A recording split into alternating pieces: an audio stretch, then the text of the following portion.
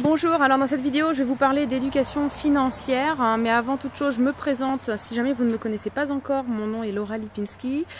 Si vous voulez en savoir plus sur moi, allez sur internet, donc j'ai un blog, www.lauralipinski.com, Lipinski avec un i à la fin. Sur Facebook vous allez me trouver, j'ai une page pro. Cliquez j'aime, comme ça vous serez toujours informé de mes nouvelles publications, et puis abonnez-vous à ma page YouTube, à ma chaîne YouTube, pour avoir les notifications de toutes mes vidéos. Donc l'éducation financière, c'est très important quand on veut se lancer dans un business, et pas que dans un business, hein. Même si vous regardez cette vidéo et puis que vous êtes salarié et que vous comptez rester salarié, l'éducation financière est très importante. Donc importante. À l'école, on nous apprend plein de choses, hein, histoire, géographie, comment reconnaître un complément d'objet direct, le théorème de Thalès, de Pythagore, toutes ces choses-là. Mais on nous apprend pas en fait à bien se comporter avec nos finances. Et en fait, c'est un très gros manque, quoi. Et on s'aperçoit aujourd'hui que c'est vrai que l'accès à l'emprunt et au crédit est complètement vulgarisé, hein. Aujourd'hui, toute personne dès l'âge de 18 ans a la possibilité de s'endetter. Ça, c'est un très gros souci. Il y a encore quelques dizaines d'années, la mentalité, c'était je m'achète quelque chose quand je peux me le permettre, c'est-à-dire quand j'ai mis l'argent de côté. Aujourd'hui, c'est plus le cas. On peut s'acheter n'importe quoi à partir du moment en fait, où on va dans une banque. Et c'est un gros souci parce que il y a de plus en plus de jeunes personnes, et moi j'observe des gens même de moins de 25 ans qui sont déjà surendettés, quoi. J'ai parlé avec des personnes qui ont 23, 24 ans, qui ont déjà des dettes de 10 000, 20 000, 50 000 euros. Alors si ce sont des bonnes dettes, ça va, mais quand c'est des mauvaises dettes comme c'est en général, c'est très grave, parce que ça veut dire qu'on est vraiment mal parti dans la vie. Alors qu'est-ce que c'est en fait une mauvaise dette? Je vais vous donner quelques exemples. Vous achetez une voiture, et vous la financez, une voiture par exemple à 10 000, 15 000, 20 000, 30 000 euros, vous la financez. Ça veut dire que déjà si vous devez la financer et puis que vous êtes très jeune, c'est que vous ne pouvez pas vous permettre normalement de vous acheter ce type de choses. Donc déjà, première erreur. Deuxième chose, une voiture, ça perd de la valeur. Dès lors que vous roulez 1 mètre avec, ça a perdu déjà de la valeur et ça coûte de l'entretien. Mais le plus grave, c'est que vous remboursez le crédit avec ce que vous gagnez. Un deuxième exemple, on le voit beaucoup chez les jeunes aujourd'hui, c'est vrai, on peut aller chez Ikea, se meubler, et Ikea nous propose un crédit de leur maison. Ça, c'est vraiment un gros problème. Moi, quand j'ai emménagé dans mon premier appartement, j'ai meublé avec des meubles de récupération, des meubles qu'on m'a offerts ou des meubles que j'ai eu aux puces, et c'est tout, quoi. Sinon, quand je me suis acheté quelque chose, je l'ai acheté avec l'argent que j'avais. Donc, j'achetais en fait ce que je pouvais m'acheter. Et c'est vrai que ça aussi, c'est une mauvaise dette, hein, parce que vous devez le rembourser avec ce que vous gagnez. Et puis ce sont des choses qui perdent de la valeur, quoi. Vous pouvez pas dire je vais le revendre avec une plus-value.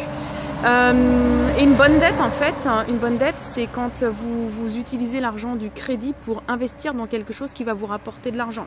Admettons que vous investissez dans un appartement, vous avez un locataire dedans, vous remboursez à la banque tous les mois 1 000 euros et votre locataire vous paye au minimum 1 000 euros, c'est votre locataire qui paye pour vous. Si vous voulez, c'est important quand vous faites un crédit, et ça, les riches, c'est vraiment leur motto, ils font des crédits, donc les banques leur font des crédits. Ils prennent l'argent, mais ce sont d'autres personnes qui remboursent leur crédit. Donc en l'occurrence, par exemple, un locataire, si on achète une place de parking, ça va être le locataire de la place de parking, et ainsi de suite. Donc en fait, les crédits, si vous voulez, ne doivent pas être faits quand vous ne pouvez pas vous permettre financièrement de vous acheter quelque chose. Vous voyez, donc c'est pareil, admettons, vous avez besoin une machine à laver. Votre machine à laver se casse. C'est pas très cher une machine à laver, mais si vous êtes obligé quand même de faire un crédit pour acheter une machine à laver à peut-être 300-400 euros parce que vous n'avez pas l'argent sur le compte, c'est qu'il y a un petit souci. À la limite, si vous avez l'argent et que vous dites voilà, j'aimerais bien garder ma liquidité et je vais faire un financement sur 2-3 mois qui va rien me coûter, c'est encore une chose différente. Si vous voulez, les problèmes de surendettement, ils commencent justement avec ça. Des gens qui n'auraient pas assez d'argent pour pouvoir se payer quelque chose, ou qui n'auraient même pas, on va dire 50 ou 75% de la somme, et qui vont faire crédit sur crédit sur crédit sur crédit. Donc quand vous faites des crédits, faites-le quand ça peut vous rapporter quelque chose en retour.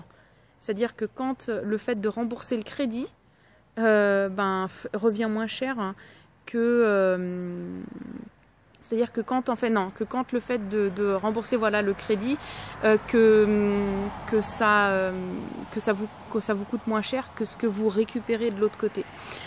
Pour ça en fait, donc pour l'éducation financière, il y a 2 livres que je vous recommande. Il y a Père riche, Père pauvre de Robert Kiyosaki. Alors moi je l'ai en anglais ou en allemand. Si vous voulez lire en anglais, je vous le recommande. Si vous maîtrisez bien l'anglais, Rich Dad Poor Dad, ça s'appelle. Mais sinon, c'est Père riche, Père pauvre. Je vous mets le lien juste en dessous ou au-dessus de la vidéo.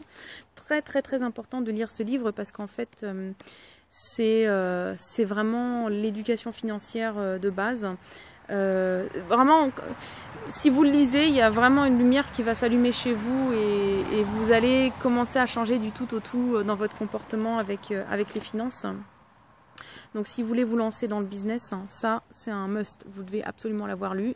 Et si vous êtes salarié, vous comptez rester salarié, lisez-le également. Il y a plein de choses dedans que je vous recommande également d'enseigner à vos enfants, ce qui leur permettra justement bien d'éviter les dettes plus tard et puis de faire en sorte de toujours avoir de l'argent et de générer des revenus.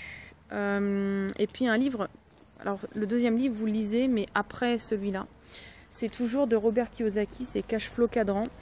Ce livre en fait va vous expliquer pourquoi est-ce qu'en fait il y a certaines personnes qui travaillent très peu mais qui gagnent plus et qui payent moins d'impôts et ainsi de suite. Donc là vous allez vraiment avoir même des cas, des méthodes. Il y a même une méthode qui vous explique comment rembourser vos dettes. Si par exemple vous avez fait l'erreur de prendre des cartes de crédit, des prêts à la consommation, vous savez les trucs où on peut avoir 1000 € rapidement sur le compte, ce livre vous explique comment rembourser ces dettes-là.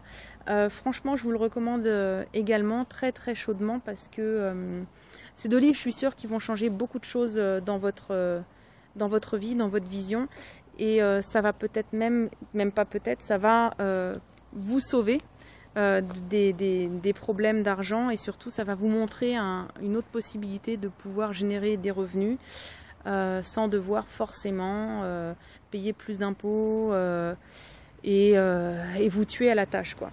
Voilà, donc je voulais parler de ça parce que ça me semble très important. Donc les liens comme dit, si vous êtes sur YouTube vous allez trouver les liens en dessous de la vidéo dans l'explication, dans la description, et si vous êtes sur Facebook vous allez trouver les liens juste au-dessus de la vidéo. Voilà, surtout n'hésitez pas à partager cette vidéo parce que ça me semble très important de faire profiter d'autres personnes de ce type d'informations. Cliquez j'aime si ça vous a plu, mettez un pouce vers le haut sur YouTube, n'hésitez pas à mettre vos commentaires pour me dire ce que vous pensez de tout ça et puis surtout n'oubliez pas de vous abonner à ma chaîne YouTube et à ma page Facebook. À très bientôt.